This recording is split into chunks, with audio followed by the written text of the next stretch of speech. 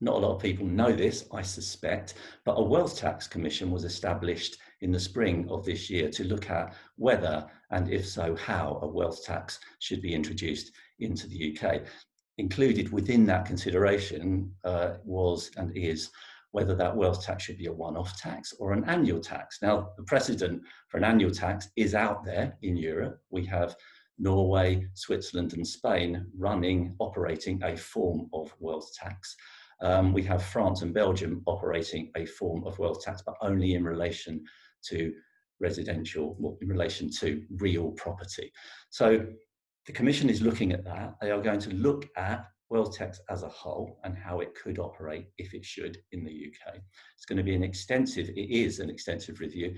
13 papers, contributory papers, have been published already on this subject, and we're going to get the summary of all of that and the recommendations on the 9th of December. This subject hasn't been looked at, wealth tax that is, properly for over 50 years, when Dennis Healey had a look at it in 1974, the Labour Chancellor, that is. It's interesting to see that in the surveys that have been conducted quite recently as to what the public thinks about the wealth tax.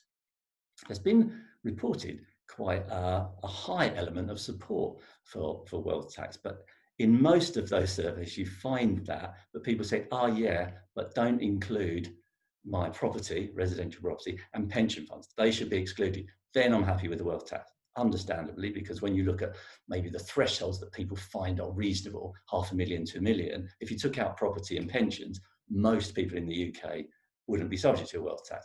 And that's what you tend to find with taxation surveys. People go, yeah, I'm for that if it doesn't affect me.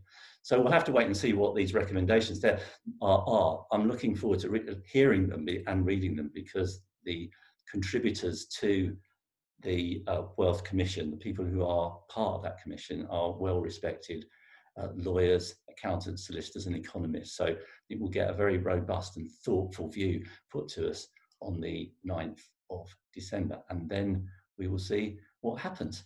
So we will be reporting on that, as I said, as soon as we get the chance to read it and consider what it means, and look out for that following the 9th of December.